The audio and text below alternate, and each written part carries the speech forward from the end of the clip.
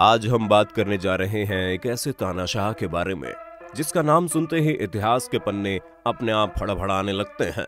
जी हाँ, ये सच है, एडोल्फ हिटलर के ऊपर 5 करोड़ लोगों के कत्ल का इल्जाम है। कहा जाता है दूसरा विश्व युद्ध उसी की सनक की वजह से शुरू हुआ था, लेकिन फिर ऐसी क्या सिचुएशन बनी कि उसे एक बंकर में शादी करनी पड़ी और उसके बाद सुसाइड भी करना पड़ गया। आज हम जानेंगे इस डिटेक्टर की पूरी कहानी, इसलिए आज के वीडियो में आखिर तक बने रहना। जर्मनी के तानाशाह एडोल्फ हिटलर का जन्म ऑस्ट्रिया में हुआ था, लेकिन आगे चलकर वो जर्मनी का चांसलर बना, यानी कि प्रधानमंत्री। हम कहानी की शुरुआत करते हैं पहले विश्व युद्ध से। पहले विश्व युद्ध के दौरान अलग अलग देश अपने अपने गुट बनाकर एक दूसरे से लड़ रहे थे। तकरीबन 4 साल चला ये पहला विश्व युद्ध जर्मनी को एक सबक देकर गया, क्योंकि इस युद्ध में जर्मनी की हार हुई थी। हिटलर इस युद्ध में एक सिपाही की तरह लड़ा था, लेकिन इस युद्ध को हार जाने के बाद जर्मनी को सरेंडर करना पड़ा और इसके साथ दूसरे हारने वाले देशों पर ब्रिटेन, फ्रांस और जीते हुए देशों ने कई सारे प्रतिबंध लगा दिए। उनसे हर्जाना वसूलने लगे, जिसके चलते जर्मनी की हालत और खराब हो गई। वहां भुखमरी, गरीबी, बेरोजगारी जैसी समस्याएं सिर उठाने लगी। आम आदमी की हालत खराब थी। वहीं जर्मनी पर शासन करने वाले शासक अपने निजी स्वार्थ की पूर्ति करने में लगे हुए थे। उन्हें अपने ऐशो आराम से मतलब था, लेकिन जर्मनी की हार से वहां के लोगों में काफी गुस्सा था। उस समय जर्मनी में बड़ी संख्या में यहूदी लोग रहा करते थे, क्योंकि दुनिया में यहूदियों का कोई देश नहीं था। उस समय तक इजराइल बना ही नहीं था, इसलिए जर्मनी के लोगों को लगता था कि इस हार की वजह यहूदी है। हिटलर ने बड़ी चालाकी से पब्लिक के इस सेंटिमेंट को पिकअप कर लिया। उसने अपनी एक पार्टी बनाई। इस पार्टी में उसकी अपनी एक सोच थी। इस पार्टी का नाम था राष्ट्रीय समाजवादी जर्मन कामगार पार्टी। इसे नाजी के नाम से भी जाना जाता था और इस पार्टी की सोच को नाजीवाद के नाम से जाना गया। हिटलर ने एक इमोशनल थॉट अपनाया। उसका मानना था कि जर्मन पूरी दुनिया में बेस्ट है, इसलिए यहाँ के लोगों को पूरी दुनिया पर राज करने का अधिकार है। अपनी इस सोच को जब उसने लोगों के भीतर डालना शुरू किया, तो धीरे धीरे जर्मनी के लोगों के सेंटिमेंट्स उसके साथ जुड़ते चले गए। इसके बाद उसने जर्मनी में चुनाव भी लड़ा। एकदम से तो सफलता नहीं मिली, लेकिन धीरे धीरे उसकी सीट बढ़ती चली गई। अपने आप को बेस्ट मानने की इस सोच ने कहीं ना कहीं हिटलर को जर्मनी के बाहर दूसरे देशों पर कब्जा करने और उन पर राज करने की लुक्साया। साल 1933 में जर्मनी में चुनाव हुए। चुनाव में हिटलर और उसकी पार्टी को बहुत बड़ी जीत मिली। हिटलर जर्मनी का चांसलर बन बैठा। इसके बाद हिटलर ने वहां की संसद को बर्खास्त कर दिया और सारी पावर अपने हाथ में ले ली। यहाँ तक कि हिटलर ने अपने आप को जर्मनी का जब सर्वोच्च न्यायाधीश घोषित कर दिया। हिटलर को यह भी लगता था कि जर्मनी ने जो पहला विश्व युद्ध हारा है, उसमें पोलैंड का भी हाथ है, इसलिए अब उसका मन दूसरे देशों के साथ साथ युद्ध करके उन पर कब्जा करने के लिए प्लानिंग करने लगा। लेकिन इस दौर में एडोल्फ हिटलर के साथ साथ इटली का तानाशाह मुसोलिनी भी हिटलर की सोच जैसी ही सोच रखता था।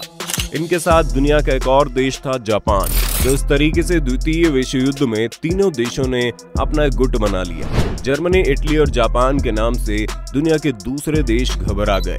न जाने कब किस देश पर हमला करके ये उसे जीत ले। इसलिए अमेरिका, ब्रिटेन और फ्रांस ने अपना एक गुट बनाया।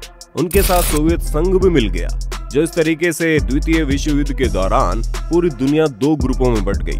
तानाशाहों की इस तिगड़ी के खिलाफ दुनिया के जो देश खड़े हुए, उन्हें मित्र देश कहा जाने लगा। द्वितीय विश्व युद्ध की शुरुआत हुई 1 सितंबर 1939 से, जब जर्मनी ने पोलैंड पर अचानक हमला कर दिया। पोलैंड की इंग्लैंड के साथ एक ऐसी संधि थी जिसके तहत विपरीत परिस्थितियों में इंग्लैंड को पोलैंड के साथ रहना और उसे सुरक्षा देना था। तो हमला पोलैंड पर हुआ था, लेकिन उसके साथ इंग्लैंड भी इसमें इन्वॉल्व हो गया। इंग्लैंड के साथ फ्रांस भी इस युद्ध में कूद पड़ा, लेकिन तब तक जर्मनी पोलैंड पर कब्जा कर चुका था। इस घटना के बाद साल 1939 में युद्ध तो नहीं हुआ, लेकिन हालात बहुत ही तनाव भरे रहे। इसके बाद 9 अप्रैल 1940 को जर्मनी ने नॉर्वे और डेनमार्क पर हमला कर दिया। इन दोनों देशों पर कब्जा करने के बाद बेल्जियम, हॉलैंड और सीधे सीधे फ्रांस पर भी हमला हो जाता है। आखिरकार फ्रांस ने भी हिटलर के आगे सरेंडर कर दिया। फिर फ्रांस को जीतने के बाद हिटलर ने सीधे सीधे इंग्लैंड पर हमला कर दिया। जर्मन फाइटर एयरक्राफ्ट इंग्लैंड को बर्बाद करने की कोशिश कर रहे थे, लेकिन इंग्लैंड उन्हें कड़ी टक्कर दे रहा था। इस टक्कर में इंग्लैंड का पलड़ा भारी पड़ता है और हिटलर को वहां मुंह की खानी पड़ती है। ये पहला मौका था जब हिटलर ने हार का स्वाद चखा था। इसके बाद उसने रशिया पर हमला किया, उसके बड़े हिस्से पर कब्जा कर लिया। उस समय रूस इस हमले के लिए तैयार नहीं था, लेकिन इसके बाद रूसी फौजें इकट्ठा हुई और जर्मन सेना ने जैसे ही रूस में घुसने की कोशिश की, उसके पहले ही रूस की फौजों ने हिटलर की सेना को घेर लिया। जबरदस्त लड़ाई हुई और नतीजा हिटलर की दूसरी हार हुई। हिटलर की सेनाओं की लगातार 2 बार हार हुई। इसमें हिटलर की कमजोरी को दुनिया के सामने रख दिया। मित्र देशों को लगा अगर हम एक साथ मिलकर हिटलर का मुकाबला करें तो इसे हरा सकते हैं। इसके बाद इंग्लैंड, अमेरिका, फ्रांस और रशिया ने मिलकर इटली पर हमला किया। मुसोलिनी को सरेंडर करने के लिए मजबूर कर दिया।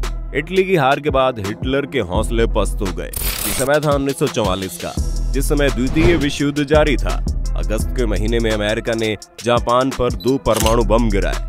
इसके बाद जापान इस युद्ध से पीछे हट गया। अमेरिका ने जैसे ही हिरोशिमा और नागासाकी पर परमाणु बमों का प्रयोग किया, पूरी दुनिया ने विनाश का ऐसा तांडव देखा जो इससे पहले कभी नहीं देखा गया। जापान ने मजबूर होकर सरेंडर कर दिया।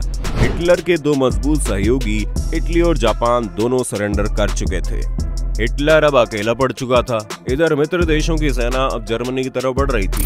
हिटलर की सेना लगातार हार का सामना कर रही थी और अब जर्मनी के लिए अपने देश को बचाना भी मुश्किल हो गया।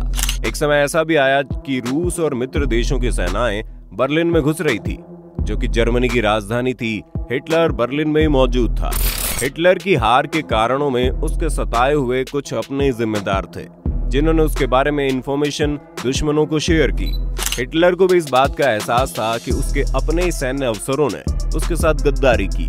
हिटलर ने अपने आप को सेव करने के लिए बर्लिन में ही जमीन से 50 फुट नीचे एक ऐसा बंकर बना रखा था जिसके बारे में ज्यादा लोगों को जानकारी नहीं थी। अपने चंद भरोसेमंद लोगों के साथ अपनी गर्लफ्रेंड को लेकर उसी बंकर में अपने आप को सिक्योर फील कर रहा था। उसे यकीन था कि उसकी सेनाएं रूस की सेना को बर्लिन से खदेड़ देंगी और फाइनली जीत उसकी होगी, लेकिन ऐसा हुआ नहीं। रूस की सेनाएं लगातार हिटलर की तलाश में आगे बढ़ती चली जा रही थी। अब हिटलर के पास केवल 2 रास्ते बचे थे, या तो वो सरेंडर कर दे या फिर सुसाइड कर ले। लेकिन पकड़े जाने पर वो अपने दोस्त मुसोलिनी के अंजाम को अच्छी तरह से जानता था। जिस तरह पब्लिक ने मुसोलिनी की डेड बॉडी के साथ व्यवहार किया, वो नहीं चाहता था कि उसे भी इस तरीके की मौत मिले। इसलिए ना तो वो सरेंडर करना चाहता था, ना ही वो ये चाहता था कि उसे फौज गिरफ्तार कर ले। अब केवल उसके पास सुसाइड करने का ही एक रास्ता बचा था। यहीं से हिटलर की लाइफ की उल्टी गिनती शुरू हो जाती है। उस बंकर में हिटलर की गर्लफ्रेंड इवा भी मौजूद थी। 29 अप्रैल 1945 को हिटलर अपनी गर्लफ्रेंड को प्रपोज करता है और कहता है कि मैं तुमसे शादी करना चाहता हूँ। इवा तो उसके लिए तैयार हो जाती है, लेकिन शादी कराने के लिए प्रीस्ट की जरूरत पड़ती है। उस समय रूस की बमबारी से बर्लिन शहर खंडर बन चुका था। तब इस क्रिटिकल कंडीशन में भी हिटलर के भरोसेमंद सैन्य अफसर शहर में जाते हैं और प्रीस्ट को लेकर आते हैं। लेकिन जब प्रीस्ट को ये बताया जाता है कि उसे शादी करानी है, तो वो बताता है कि वो मैरिज सर्टिफिकेट लाना ही भूल गया। अब इसके बाद एक बार फिर उस क्रिटिकल कंडीशन में हिटलर रिस्क लेता है और मैरिज सर्टिफिकेट के लिए घर लोगों को भेजता है। इस समय बर्लिन पर हवाई हमले हो रहे थे। रूसी सैनिक हिटलर की तलाश कर रहे थे। ऐसी सिचुएशन में प्रीस्ट जब दोबारा मैरिज सर्टिफिकेट लेकर आता है, तो फिर इन दोनों की शादी होती है और शादी के बाद एक छोटी सी पार्टी होती है। इसके बाद हिटलर अपने गार्ड को बुलाता है और उसे बोलता है, यदि मेरी मौत हो जाए तो मेरी लाश को दफनाने की बजाय जला देना। सभी लोग हैरान रह जाते हैं क्योंकि हिटलर ईसाई धर्म को मानने वाला था। ईसाई लोग डेड बॉडी को जमीन में दबाया करते हैं। इसके अलावा वो कहता है कि मुझे जलाने के बाद मेरे कमरे में जाकर मुझसे रिलेटेड तमाम चीजें इकट्ठा करके जला दी जाएं, केवल एक पेंटिंग को छोड़कर। इस पेंटिंग को उसका ड्राइवर बर्लिन से बाहर ले जाएगा।